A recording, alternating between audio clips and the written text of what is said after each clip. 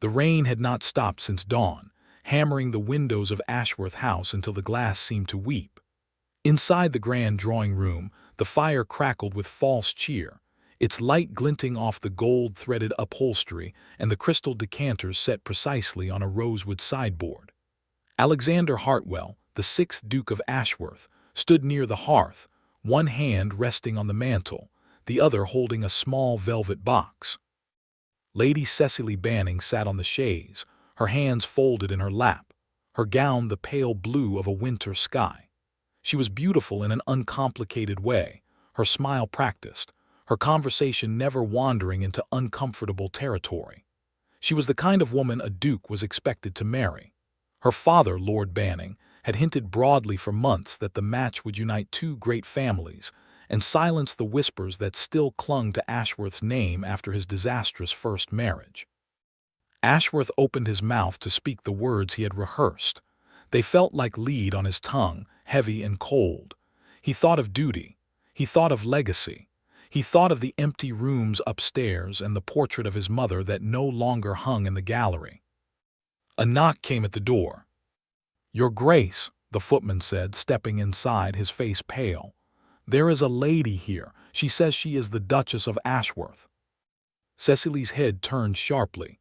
Her smile did not falter, but her eyes narrowed. Ashworth's hand tightened on the velvet box. "There is no Duchess of Ashworth," he said. The words had barely left his mouth when Alina walked in. She did not curtsy. She did not look at Lady Cecily. She wore a traveling cloak the color of wet slate, her dark hair pinned back with simple combs, her cheeks flushed from the cold. In her arms she carried no luggage, no letter, no sign of an apology or a plea. She carried only a small leather satchel, which she set down on the floor beside her feet. She was thinner than he remembered. Her eyes, the deep blue of a winter sea, held his without flinching. "Good evening, Alexander," she said. Her voice was calm, unhurried, the voice of a woman who had crossed half of England to say something that could not be written down. Lady Cecily rose from the chaise. "Perhaps I should leave." "Do not trouble yourself," Alina said, and now she did look at Cecily, a brief, measuring glance. "This will not take long. I have two boys in the carriage outside. They are your sons, Alexander. They are 5 years old. They have your eyes and your mother's stubbornness. I thought you should know before you made a promise to someone else." The fire popped. A log shifted, sending a shower of sparks against the grate. Ashworth felt the room tilt slightly, as though the floor had become the deck of a ship in rough water. He had not seen Alina since the night she left London. He had been told by his own solicitor that the pregnancy had ended. He had believed it because it was easier than asking questions.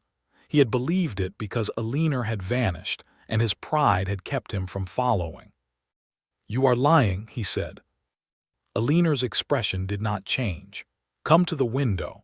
The carriage lamp is lit. They are asleep on the seat, wrapped in blankets. Henry has his hand on William's chest because William coughed all through Buckinghamshire. They wanted to see London. I told them they could see it in the morning if you wished it." She was not begging. That was the part that unsettled him most. She stood in his drawing room, wearing a cloak that had seen better years, speaking of children he had never held, and her voice carried no anger, no desperation. It carried only the quiet, terrible weight of truth. Cecily Banning picked up her shawl. "Your Grace, I will take my leave." Ashworth did not answer her. He was watching Alina, looking for the crack in her composure, the tell that would reveal a scheme or a lie. He found nothing. Her hands were still at her sides. Her chin was lifted, but not in defiance. It was the look of a woman who had stopped waiting for anything from him long ago. "I will see you home, Lady Cecily," he said finally, because it was the only sentence he could assemble. "I think not," Cecily said, and her voice had lost its practiced softness. "I think you will go to the window and you will look at that carriage, and then you will decide what sort of man you are. I have no interest in being proposed to by a man whose wife is standing in the same room." She walked out. The door clicked shut behind her. Alina did not move. I'm not your wife in any way that matters. The annulment papers you sent remain unsigned. I kept them. I thought it would be easier for the boys if they bore your name, even if they never knew you. I was wrong about that, perhaps, but I am not here to beg. I am here because the physician in York says William's lungs will not survive another winter in the north. He needs warmer air. He needs London physicians. He needs you to acknowledge him, so that he is not treated as a charity case in some public ward. Ashworth walked to the window. The rain had eased to a thin drizzle and the street was slick with lamplight. He saw the carriage, a modest black-lacquered vehicle, the horses stamping their impatience. Through the glass, half obscured by the condensation, he saw a shape stirring on the seat. A small hand pressed against the window. He felt something crack inside his chest, a wall he had built over 5 years of careful indifference. "I want to see them," he said, still facing the street. "In the morning," Alina replied. "They are tired. They have been traveling for 3 days. I will not wake them to satisfy a father who did not know they existed an hour ago." He turned then, and for a long moment they simply looked at each other. The distance between them was not the 6 feet of polished floor. It was the years, the silence, the lies he had accepted as truth. "Alina," he said, and her name felt foreign in his mouth, a relic of a life he had buried. "Tomorrow," she said, and bent to retrieve her satchel. "I will bring them to the park at 10 o'clock. You may meet them there. If you do not come, I will understand, and I will take them back to Yorkshire, and you will never hear from us again." She walked to the door, her steps measured, unhurried. She paused with her hand on the handle. "I did not come to take anything from you," she said without turning around. "I came because they deserve a father. But if you cannot be that, if you are still the man who believed those lies about me, then do us the mercy of staying away." The door closed behind her. Alexander Hartwell stood alone in the drawing room, the velvet box still in his hand. The fire had burned low. Outside, the carriage pulled away, its wheels rattling over the cobblestones, and the small hand at the window disappeared into the dark. Part 2. The rain had stopped by the time Alexander reached the street, but the air was sharp with the smell of wet stone and horse dung. He stood on the front steps of Ashworth House, his breath rising in thin clouds, and watched the carriage turn the corner. He could have shouted. He could have run after it. He did neither. He stood rooted, the velvet box now abandoned on the floor of the drawing room, his cravat damp with the drizzle. The carriage moved slowly, as if the driver knew the road was slick. Through the rear window, Alexander saw a small face appear, pale and round, peering back at him through the glass. A boy. Henry Alina had called him. The child did not wave. He simply watched, his eyes wide and solemn, until the carriage turned again and was gone. Alexander closed his eyes. He tried to summon the woman he had married, the young lady who had danced with him at Almack's, her hair dusted with powder, her laughter bright as silver. He could not find her. The Alina who had just stood in his drawing room was not that girl. That girl had been ruined by gossip, broken by accusation, and sent away by a husband too proud to ask the truth. This Alina had survived. This Alina had raised 2 sons alone. This Alina had looked at him. As though he were a stranger, she had no energy left to hate. He went back inside. The drawing room was empty, the chaise still bearing the impression of Lady Cecily's gown. A footman hovered in the doorway, unsure whether to speak. "Have the carriage brought round," Alexander said. "I wish to follow her." The footman hesitated. "Your Grace, the lady's carriage has likely reached the mews by now, and it is dark. Perhaps tomorrow would be more prudent." Alexander rounded on him, and the footman flinched. "I did not ask for prudence. I asked for the carriage." It took 20 minutes to prepare the horses, and by then the trail had gone cold. Alexander sat in his carriage, staring at the rain-slicked streets, and gave the driver the only address he had, a hotel in Covent Garden that Alina had mentioned in passing, a modest place called the Blue Boar. He found her there in the courtyard, lifting one of the boys from the carriage. The child was wrapped in a thick wool blanket, his head lolling against her shoulder. The other boy, Henry, clutched her cloak and stared up at the inn with suspicious eyes. Alexander stepped down from his carriage and crossed the cobblestones. Alina heard his footsteps and turned. Her face, caught in the amber light of the inn's lantern, was tired, the skin beneath her eyes shadowed with exhaustion. "I told you to come tomorrow," she said. "I could not wait."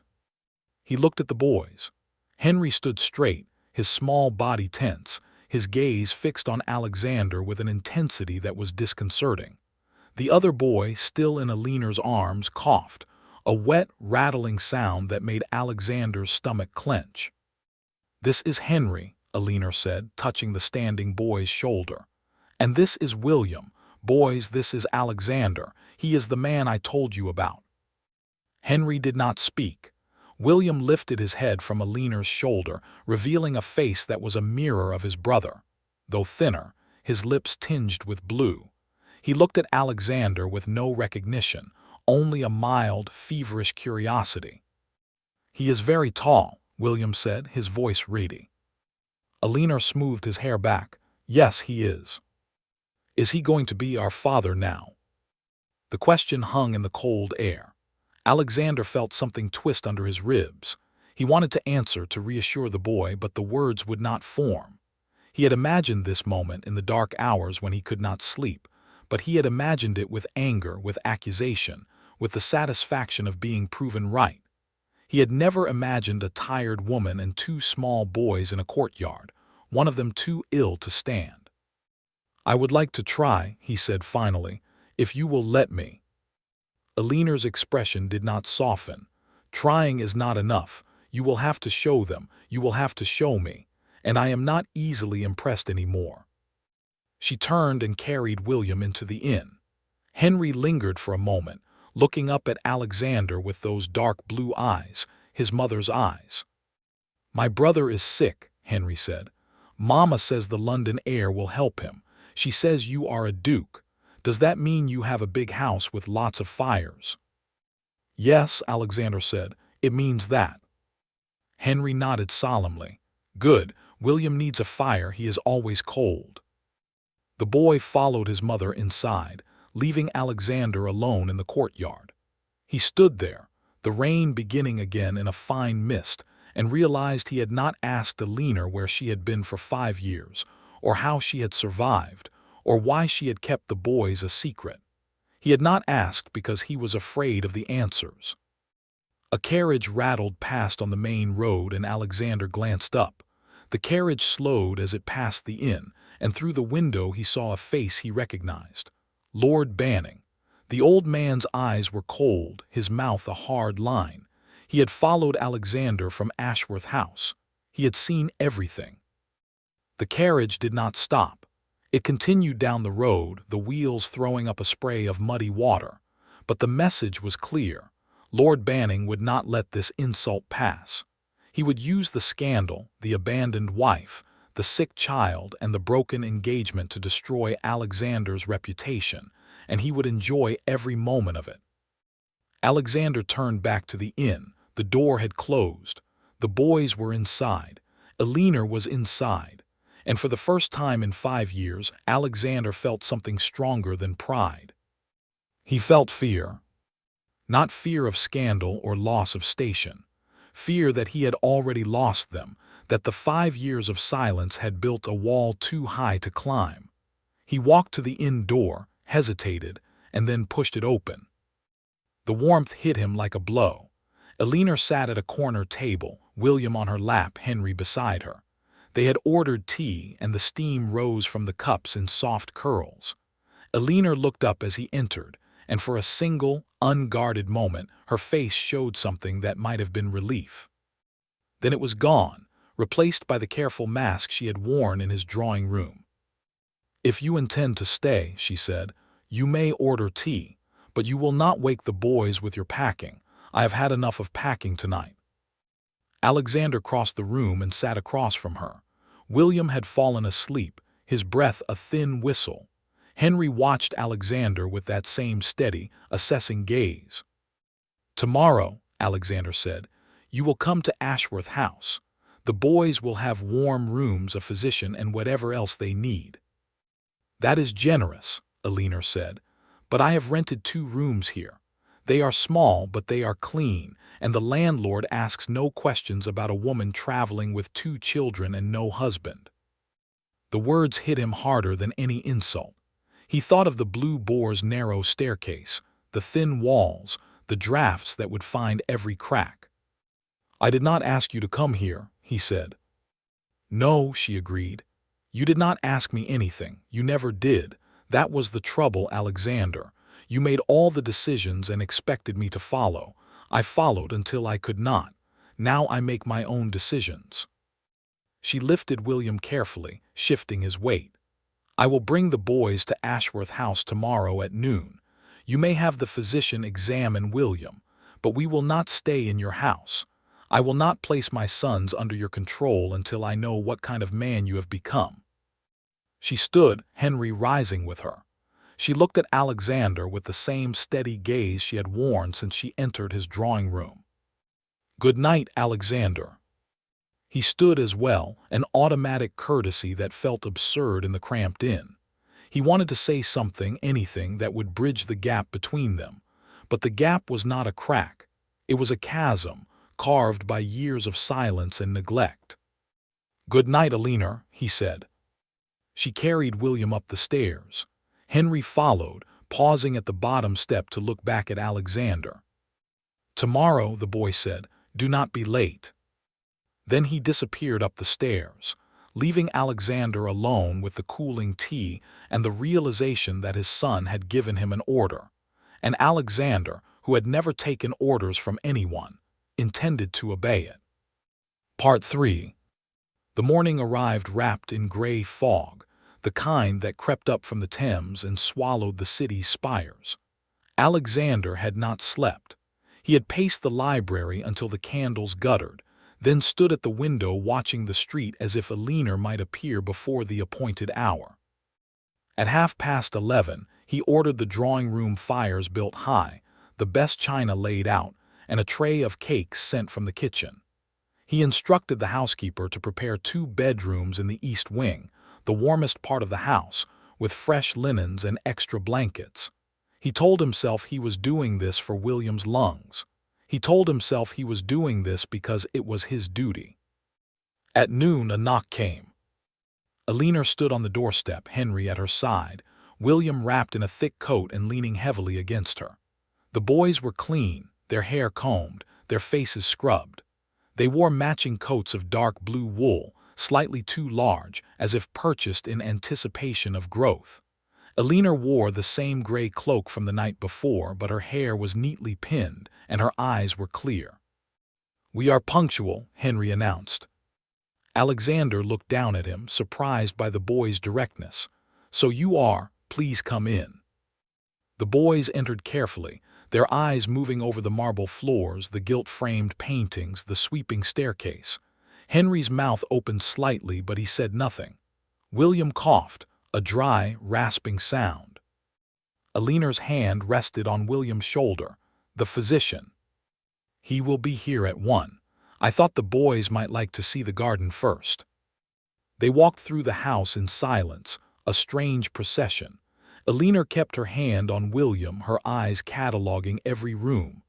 Alexander found himself watching her, trying to read her expression. She showed nothing. The garden was still wet, the paths slick with last night's rain, but the sun had begun to break through the fog. The boys moved ahead, Henry holding William's hand, their heads bent together as they whispered. Alexander stood with Elinor on the terrace. "They are very alike," he said. "They are twins. They are also very different. Henry is practical and protective. William is observant and quick to laugh when he is well. He has not been well for some time. Will the physician help him?" Elinor turned to face him. The physician in York said his lungs were weak but not beyond repair. He recommended warmer air and regular care. We did what we could. We saved for 2 years to afford the journey. I sold my mother's wedding ring. The words were simple, but they cut through Alexander like a blade. He thought of the velvet box he had almost used to propose to Lady Cecily. The ring inside had belonged to his grandmother. It was worth more than Alina had likely earned in 5 years. "I did not know," he said. "You did not want to know. There is a difference." She was not angry. Her voice carried no accusation. It was simply the truth, and the truth was worse than anger. Henry called out from the garden, "Mama, look, a fountain." The boy pointed to the stone fountain at the center of the garden, its basin filled with rain water and fallen leaves. William had crouched beside it, his small fingers trailing in the water. "William, do not get wet," Alina said, starting toward them. Alexander watched her cross the garden, her skirts brushing the wet grass. She knelt beside William, murmuring something that made the boy smile. The sight of that smile, so like Alina's, so like his own mother's, made Alexander's chest ache. The physician arrived at 1. He was a thin, gray-haired man with spectacles that kept slipping down his nose. He examined William in the library, his hands gentle, his questions careful. Alina answered each one precisely, with a mother's exact knowledge of her child's symptoms. Afterward, the physician pulled Alexander aside. "The boy's lungs are weak, but with rest, warm air, and proper nutrition, he may improve. The cough is concerning, but it is not consumption. He needs care, not coddling, and he needs to be indoors on damp days." Alexander nodded. "He will have everything he needs." The physician left.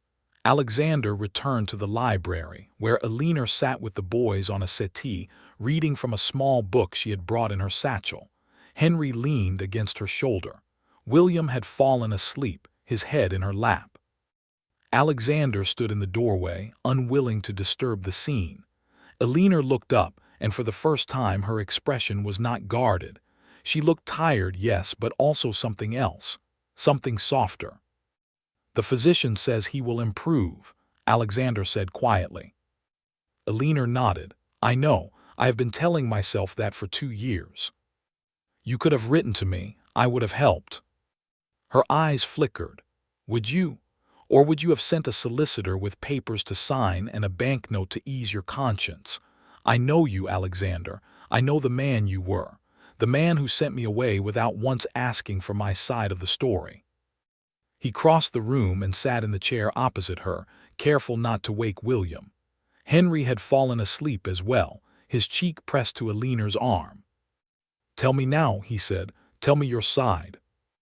Alina was silent for a long moment. Then she reached into the satchel and drew out a folded sheet of paper, creased and yellowed at the edges. She handed it to him. He unfolded it. His own handwriting stared back at him, the ink slightly smeared. He recognized the letter.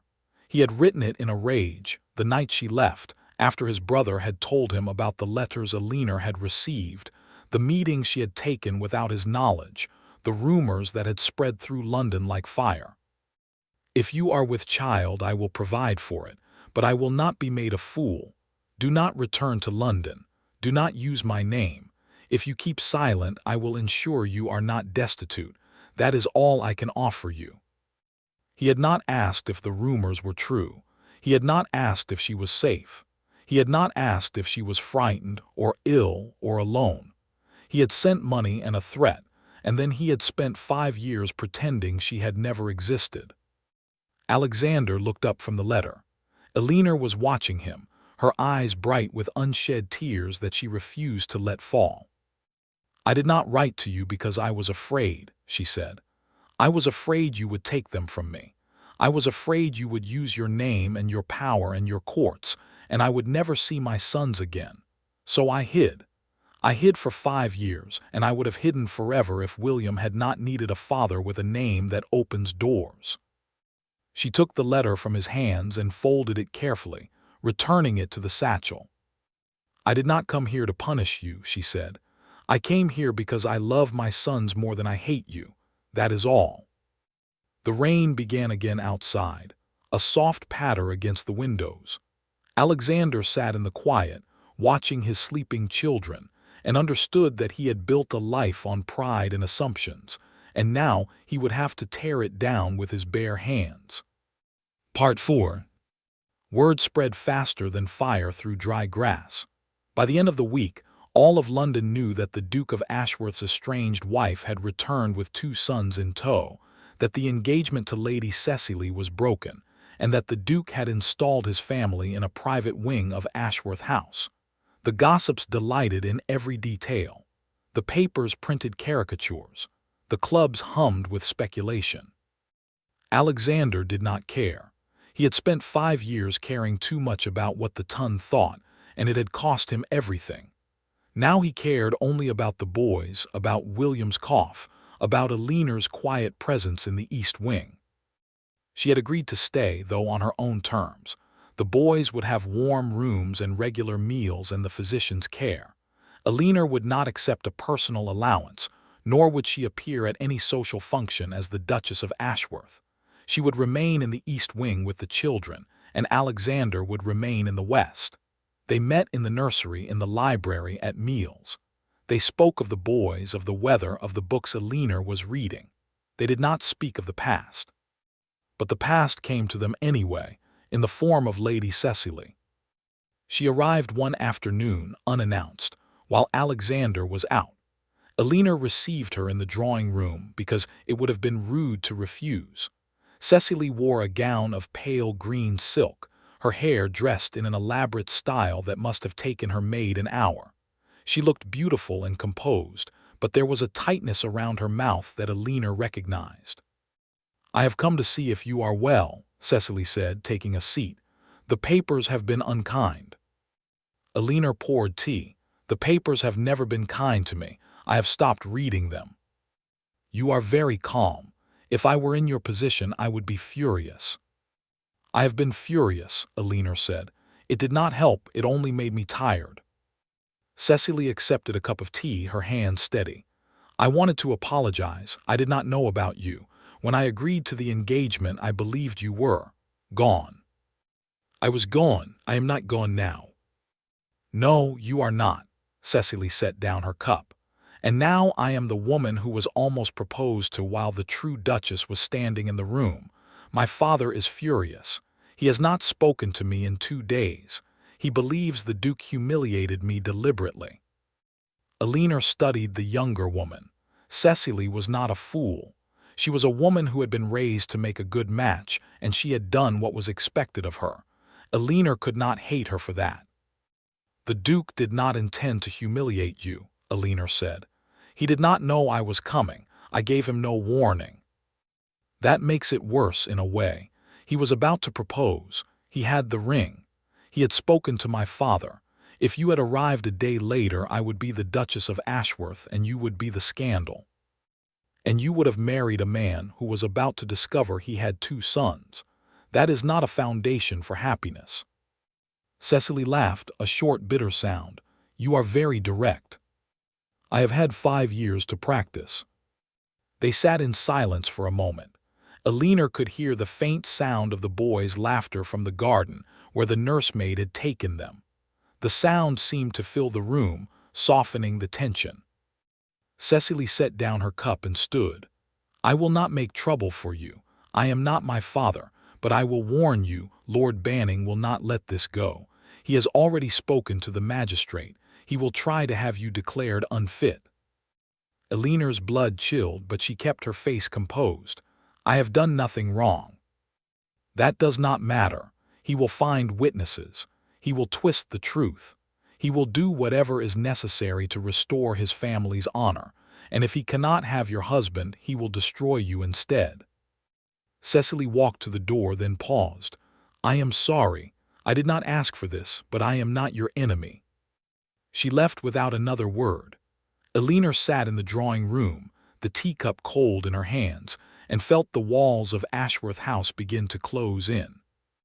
That night Alexander found her in the library, standing at the window, staring out at the rain. The boys were asleep. The house was quiet. He stood in the doorway, watching her, and wondered how many times she had stood alone in dark rooms, waiting for someone who did not come. "Lady Cecily came today. she said without turning. He stepped into the room. I heard, are you all right? She warned me about her father. She said he will try to have me declared unfit. Alexander's jaw tightened. He will not succeed. You are the most fit mother I have ever known. You do not know me, not anymore. The words were not an accusation. They were a statement of fact. Alexander crossed the room and stood beside her, close enough that he could smell the faint scent of lavender that clung to her hair. You are right, he said. I do not know you. I knew a girl who laughed at my jokes and danced until her slippers wore through. I knew a girl who trusted me and I failed her. But I am beginning to know the woman you have become, and Alina, she is extraordinary. She turned then, her eyes searching his face. Do not say things you do not mean. I have had enough of empty words from you. These are not empty. They are 5 years late, but they are not empty. The rain beat against the glass, a steady drum.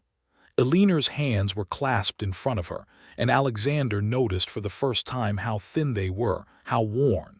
The hands of a woman who had worked, not the hands of a duchess. Why did you believe the rumors? She asked quietly. Why did you not come to me and ask? The question hung between them, heavy with years of pain. Alexander wanted to look away, but he forced himself to meet her eyes. I was proud, I was young, and I was afraid. Afraid of what? Afraid that they were true. Afraid that I had been a fool. Afraid of my own brother, who told me he had seen you with another man. I believed him because he was my family, and because it was easier than believing I had been wrong. Alina's eyes filled with tears, but she did not let them fall. Your brother was the one who sent the letters. He paid a footman to deliver them to me, and then he told you I was having an affair. He wanted to ruin me because he wanted your title. He told me so himself, the night before I left. I told you then, but you did not listen. Alexander felt the floor drop away. He remembered the night she left, the shouting, the accusations. He remembered her telling him something about his brother, something he had dismissed as a desperate lie. He had chosen his brother over his wife. And his brother, Thomas, had died of a fever 2 years later, taking the truth with him. I am sorry, he said, and the words felt inadequate, a pebble thrown into a chasm. I am so sorry, Alina. She turned back to the window. The rain had turned to sleet, tapping a cold rhythm against the glass. Sorry will not give me back those years, she said. Sorry will not give Henry and William a father in their infancy, but sorry is a start. She walked past him, pausing at the door. I am going to bed. Do not stay up too long. You have a meeting with your solicitor tomorrow. She was gone before he could respond. Alexander stood alone in the library, listening to the sleet, and realized that despite everything, despite the anger and the grief and the years of silence, she had still noticed his meeting. She had still cared enough to know. It was the first thread of hope he had felt in 5 years. Part 5. The magistrate arrived at Ashworth House on a gray Tuesday morning, his carriage flanked by 2 liveried outriders. Lord Banning rode behind, his face a mask of satisfied fury. Alexander watched them approach from the library window, his hands clasped behind his back, his jaw set. Alina sat in the drawing room, dressed in a simple navy gown, her hair pulled back severely. The boys had been sent to the nursery with the nursemaid, with strict instructions not to come down until they were called. Henry had protested, sensing something was wrong. William had simply coughed and pressed his face into Alina's neck. You do not have to do this, Alexander said, entering the drawing room. I can send them away. Alina shook her head. If I run now, I will be running forever. I am tired of running, Alexander. I will face them. The magistrate, a portly man named Mr. Hollis, settled himself in the largest chair and accepted a cup of tea with the air of a man who considered himself very important. Lord Banning stood near the hearth, his gloved hands folded, his eyes never leaving Alina. This is an informal inquiry, Hollis said, to determine the fitness of one Alina Hartwell formerly the Duchess of Ashworth, to retain custody of her 2 sons. Lord Banning has raised certain concerns. Elinor sat straight-backed on the settee, her hands folded in her lap. I am prepared to answer any questions. Hollis cleared his throat and produced a sheaf of papers. It has been suggested that during your 5-year absence from London, you lived in a manner unbecoming a mother, that you moved frequently, associated with persons of questionable character, and that your emotional state was, at times, unstable. I moved frequently because I was afraid my husband would find me and take my children. I associated with no one of questionable character.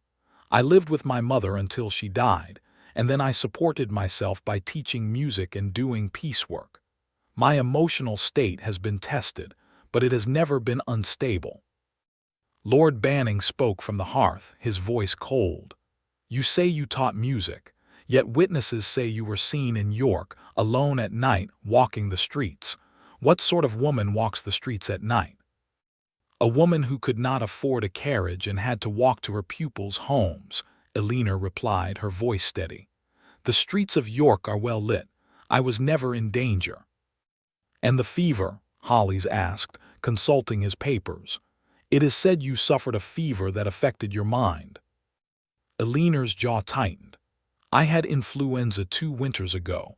It did not affect my mind. It affected my lungs. I was ill for 3 weeks and my mother cared for the boys while I recovered. Your mother who has since died, Lord Banning said. Convenient. Elinor's eyes flashed, but she did not rise to the bait. My mother's death was a grief, not a convenience. I have letters from the physician who treated me if you wish to see them. I have the names of the families I taught. I have nothing to hide. Hollis shifted in his chair, clearly uncomfortable. The letters would be helpful, yes, and perhaps a list of these families. I will provide both. Alexander stood near the window, his fists clenched at his sides. He watched Elinor answer each question with patience and dignity, and he felt a surge of something he had not felt in years, pride. Not the pride of a duke, but the pride of a man who understood what he had lost. Then Lord Banning produced his final witness. I have a sworn statement, he said, from a woman who claims you abandoned your children in York to travel to London, a Mrs. Thistlethwaite.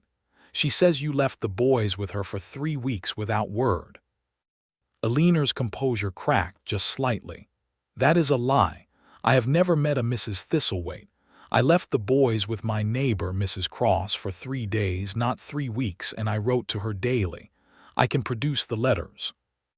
Mrs. Thistlethwaite has a different account, and she is a respectable woman, the widow of a clergyman. Alexander stepped forward. This is absurd.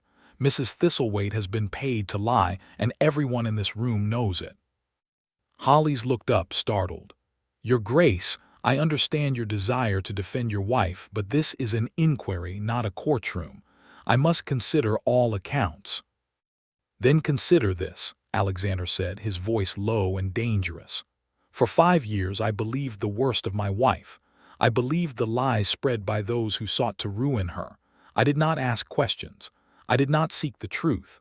And because of my failures, she was forced to raise our sons alone, without a husband, without a name, without protection. She is not the one on trial here. I am. The room fell quiet. Even Lord Banning seemed taken aback. Hollis cleared his throat. Your Grace, this is highly unusual. It is the truth, and I will swear to it before any court in England. My wife is a fit mother. She has been a fit mother since the day our sons were born. I will not allow her to be dragged through the mud because Lord Banning is angry that I chose my family over his daughter. Lord Banning's face flushed purple. You go too far, Ashworth. I have not gone far enough, Alexander said. I have spent 5 years not going far enough. Now I will spend the rest of my life making up for it. The magistrate gathered his papers, clearly eager to escape. I will review the evidence and issue a ruling within the week. In the meantime, the children will remain with their mother. He left quickly, his outriders scrambling to follow. Lord Banning lingered for a moment, his eyes burning with hatred. "This is not over," he said. "It is over," Alina replied, rising from the settee. "You have already lost. You just do not know it yet." Lord Banning stormed out, slamming the door behind him. The sound echoed through the house. Alina stood in the center of the drawing room, her hands trembling, not from fear, but from the effort of maintaining her composure. Alexander crossed to her, stopping a few feet away. "You were magnificent," he said quietly. She looked at him, and for a moment the mask slipped. "I was terrified. I am still terrified. If he finds more witnesses, if he digs deeper, he will find something. He will twist it. Let him, I will stand beside you, every step." Alina shook her head. "I do not know if that is enough, Alexander. I have spent 5 years protecting our sons from everyone, including you. I do not know how to stop." "Then do not stop. Protect them, but let me help. Let me be their father. Let me be your husband, not in name only. Let me earn it." She looked at him for a long moment, her eyes searching. Then she turned away, walking toward the window. "I am going to take the boys to Yorkshire," she said. "Once the ruling is in our favor, I cannot stay here with the gossip and the stares. They need quiet. They need a normal life." Alexander felt the ground shift beneath him. "You cannot leave." "I can, I have before." "Please," the word stuck in his throat, but he forced it out. "Please do not take them away. I have only just found them. I have only just found you." Alina's shoulders tensed. "You found us because it was convenient, because we arrived on your doorstep. If I had not come, you would be married to Lady Cecily by now. But you did come, and I am not married to Lady Cecily. I am here with you, and I am asking you to stay." She turned to face him, and her eyes were bright with unshed tears. "I do not know if I can. I do not know if I can trust you, Alexander. I want to, but I do not know how." The words hung in the air, heavy with the weight of 5 lost years. Upstairs, a door opened. Henry's voice called down the stairs. "Mama, is it over?" Alina turned toward the sound, but she did not answer. She looked at Alexander, and in her eyes he saw the war between her fear and her hope. "I am going to see the boys," she said. "We will talk later." She walked out of the drawing room, leaving Alexander alone. The house felt enormous, empty, echoing with the ghosts of a future that might never come. That night William's cough worsened. Alexander heard the commotion from his study, the hurried footsteps, the murmuring voices, and ran to the nursery. Alina stood by William's bed, her hand on the boy's chest, her face pale. William was gasping, his small body racked by coughs that seemed to tear through him. Henry clung to the doorway, his eyes wide. "He was fine this afternoon," Alina said, her voice breaking. "He was fine, and now he cannot breathe." Alexander sent a footman for the physician, then knelt beside the bed, taking William's tiny hand in his. The boy's skin was hot, his pulse racing. "Do not be frightened," Alexander said, his voice low and steady. "I am here. Your mother is here. Henry is here. We are not going anywhere." William's eyes found his, glassy with fever. "Papa," he whispered. The word shattered something inside Alexander. He had not earned that name. He had not been there for the first steps, the first words, the first fevers. But William had called him Papa, and he would move heaven and earth to be worthy of it. "I am here," he said again. "I am not leaving." The physician arrived within the hour. He examined William with a grave expression, then drew Alexander aside. "The boy's lungs are failing. This damp air has aggravated his condition. He needs warmer, drier air. I can administer a steam treatment, but if his condition does not improve by morning, I fear the worst." Alexander looked at Alina, who stood by the bed, her hand pressed to her mouth, tears streaming silently down her face. "Then we will take him somewhere warmer," he said. "I will not let him die in this house." The physician began preparing the steam, and Alexander went to Alina, taking her hands in his. "I have an estate in Devonshire. The air is warm and dry. We will leave at dawn." Alina looked at him, her eyes red, her face streaked with tears. "You would do that?" "I would do anything, for him, for you." She did not answer, but she did not pull away. And in that small, desperate moment, Alexander felt the first faint stirring of something he had thought dead for 5 years. Hope. Part 6. The journey to Devonshire took 3 days. They traveled in Alexander's largest carriage, the seats padded with cushions, the windows sealed against the damp.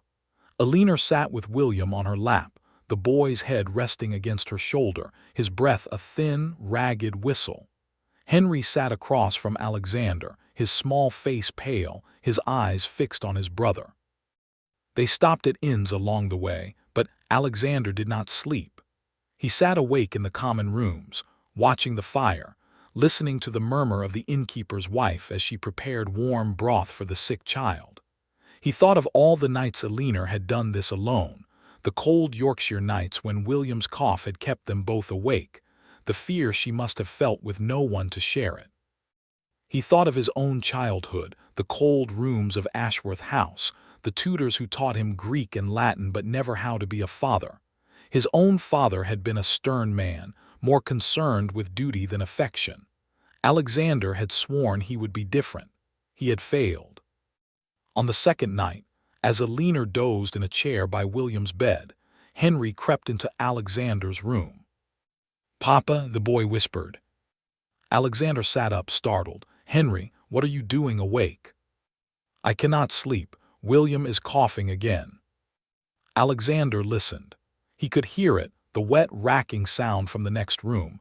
He rose and took Henry's hand. "Come, we will sit with him."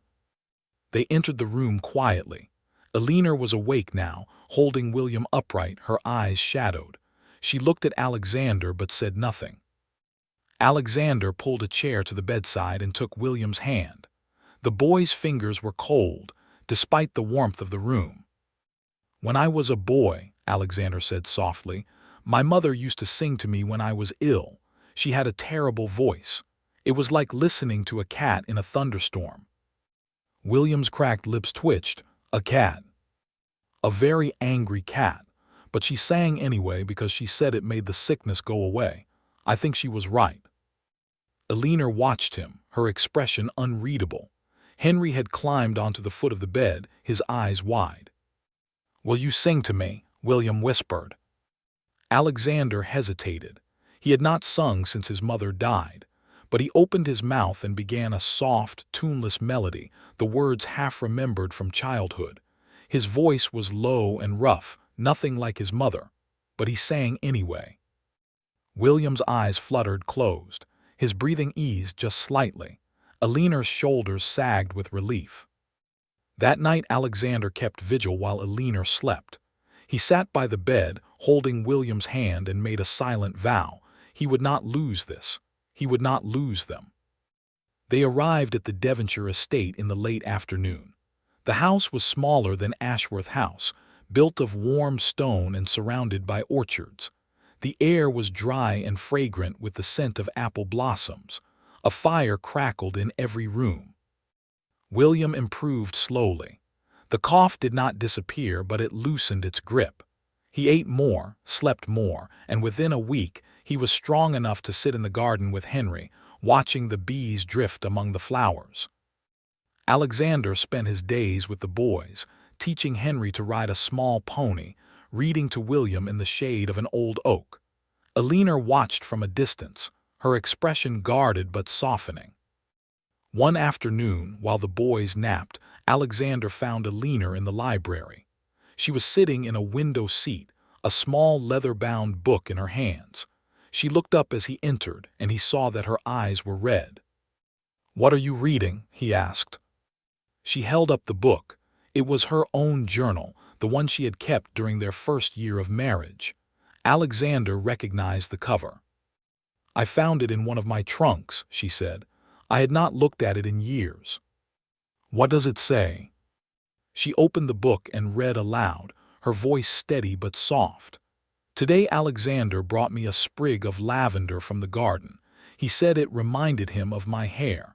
I pressed it between the pages of this book so I would never forget.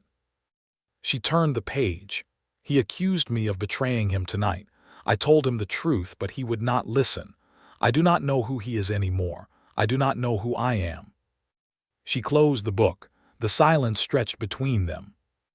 I loved you, she said quietly, so much that it frightened me. And when you stopped believing me, I thought the world had ended, but it did not end. I had the boys. I had to keep going. Alexander sat on the window seat beside her, close but not touching. I stopped believing myself. I stopped believing I could be a good husband, a good father, so I became neither. I became my own father, cold and distant. I hated myself for it, but I did not know how to change. Elena looked at him, her eyes searching. And now, do you know now? He reached out and took her hand. She did not pull away. I know that I have spent 5 years building walls, and in 1 week you and those boys have torn them down. I know that I do not want to spend another day without you. I know that I am still learning, still failing, still trying. But I am trying, Elena. For the first time in my life, I am trying to be someone worth loving. The words were not polished. They were not the words of a man who had practiced them in a mirror. They were raw and real, and they hung in the air between them like a question. Elena looked down at their joined hands. If I stay, it will not be because you ask. It will be because I choose, and I am not ready to make that choice yet. He nodded, hiding his disappointment. I will wait. I will wait as long as you need. She squeezed his hand, a small gesture, but it felt like a promise. That evening, Alexander sat in his study, writing. He wrote a public retraction of the rumors that had driven Elena from London. He wrote that he had been wrong, that he had believed lies, that his wife had been faithful and true. He wrote that his 2 sons were his heirs, legitimate and loved. He wrote until his hand cramped and the candles burned low. Then he called for a messenger and sent the letter to every newspaper in London. Elena found him there, standing at the window, watching the messenger ride away. What have you done? She asked. He turned. I have told the truth, finally. She crossed the room and stood beside him. The papers will print it. Everyone will read it. They will talk. Let them talk. I am done hiding. She was silent for a long moment. Then she said, You did not ask me if I wanted this. I did not. I should have. She looked out at the darkening sky. If you had asked, I would have told you to send it. I am tired of being a scandal. I am tired of the whispers. Maybe this will end them.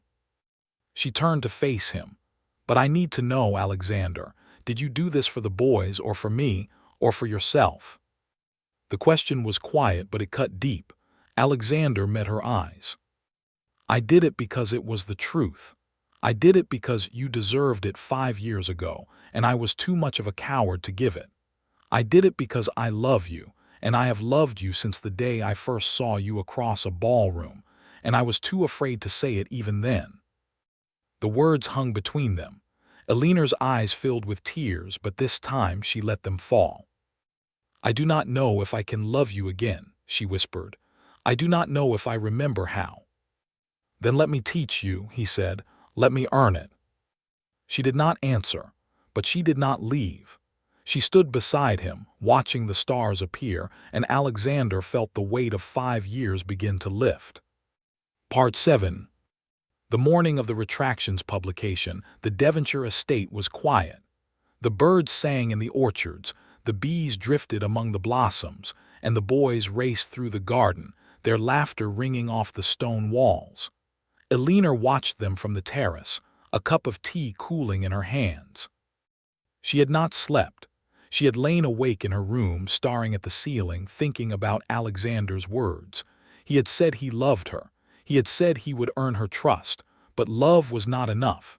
Trust was not built in a single night or a single gesture, no matter how grand. It was built in the small moments. The way Alexander knelt to tie Henry's shoe, the way he sat with William during the long nights when the cough would not ease, the way he listened when she spoke instead of assuming he already knew. She was still watching the boys when Alexander came onto the terrace. He wore no coat, his sleeves rolled to the elbows, his hair slightly disheveled from the morning breeze. He looked less like a duke and more like a man who had been awake half the night. "Have you seen the papers?" he asked. "I have not." "They printed the retraction, all of them, even the Times." Elinor nodded slowly. "Then the world knows." "The world knows the truth. That is all I wanted." She turned to face him. "And what happens now? We return to London. We attend balls and pretend everything is fixed."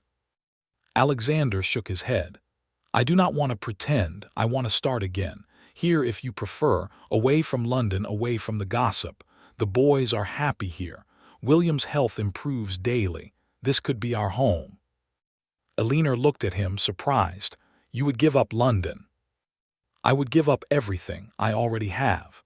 I gave up the engagement, the alliances, the reputation I spent years building. None of it matters. Only you and the boys matter." She set down her cup and walked to the edge of the terrace, looking out at the orchard. The boys had found a butterfly and were chasing it through the grass, their faces bright with joy. "I have been thinking," she said slowly, "about what I want, not what I should do or what is expected of me, what I want." Alexander came to stand beside her, close but not touching. "And what do you want?" She turned to face him. "I want my sons to grow up knowing their father. I want William to run without coughing. I want Henry to stop worrying about everyone and just be a child. I want to wake up in the morning and not feel afraid that everything will be taken away." "And me?" he asked quietly. "Do you want me?" She looked at him for a long, breathless moment. Then she reached out and took his hand. "I want the man you are becoming. The man who sat by William's bed and sang. The man who sent the retraction because it was right, not because it was easy. That man I could love again." Alexander's breath caught. He pulled her gently toward him and she let him, her body yielding against his. "I will be that man," he said, his voice rough. "Every day for the rest of my life." She tilted her face up to him and he kissed her. The kiss was not the kiss of a duke claiming his bride. It was the kiss of two people who had lost each other in the dark and found their way back. It was a beginning. When they parted, the boys had stopped chasing the butterfly and were staring at them from the lawn. "Mama," Henry called, "why is Papa kissing you?" Elinor laughed, a sound that surprised them both, bright and free. "Because he is your father and he is allowed to." "Does that mean we are staying?" William asked. Alexander walked down the steps and scooped William into his arms. The boy was still light, still delicate, but his cheeks were pink with health. "It means we are all staying," Alexander said, "together." Henry ran to Elinor and buried his face in her skirts. She smoothed his hair back and looked at Alexander, her eyes shining. "You still have not asked me properly," she said. He set William down and knelt on the grass, heedless of the dew soaking his trousers. He took Elinor's hand, his thumb tracing the lines of her palm. "Elinor, I have been a fool, a coward, and a poor excuse for a husband. I do not deserve you and I never will, but I will spend every day of my life trying to be worthy of you. Will you marry me again? Not for the boys, not for duty, but because you choose me." Elinor looked down at him, the Duke of Ashworth kneeling in the grass, and felt the last of her walls crumble. "Yes," she said, "I choose you." The boys cheered, their voices echoing across the orchard. Alexander rose and kissed her again, his arms wrapped around her as if he would never let go. That evening they dined together in the small dining room, the doors thrown open to the garden. The boys chattered about the butterfly and the pony and the size of the Devonshire apples. Alexander listened, his heart full, and watched Elinor laugh at something Henry said. After dinner the boys were put to bed, and Alexander and Elinor walked through the orchard, the stars bright overhead. They did not speak much. They did not need to. "I have something for you," Alexander said finally, stopping beneath an old apple tree. He reached into his pocket and produced the velvet box. Eleanor's eyes widened. "I have carried this with me for weeks," he said. "I almost gave it to someone else. I am glad I did not." He opened the box. Inside lay a ring, not the grand ducal ring he had planned to give Lady Cecily, but a simpler band, set with a single sapphire the color of a winter sea. "It belonged to my mother," he said. "She gave it to me before she died. She told me to give it to the woman I loved. I should have given it to you years ago." Eleanor held out her hand, and he slipped the ring onto her finger. It fit perfectly. "I have nothing to give you in return," she said. "You have already given me everything. My sons, my home, my second chance." She stepped into his arms and they stood together under the apple tree, the night air soft around them. In the house, the boys slept peacefully. In the orchard, the stars watched over them. Alexander thought of the night Eleanor had walked into his drawing room, the night he had almost proposed to another woman. He thought of how close he had come to losing everything, and how fate had intervened, bringing her back to him through the rain. He did not know what the future held. He knew only that he would face it with her, his equal, his partner, his wife. And that was enough. In the morning, the four of them would eat breakfast together, the sun streaming through the windows, the boys arguing over the last scone. It would be messy and loud and imperfect. It would be a family. And Alexander would thank whatever force had brought Eleanor back to him, standing in the doorway of his London drawing room, announcing that he had sons. 2 sons, 2 impossible, beautiful, infuriating sons. And a wife he would spend the rest of his life earning.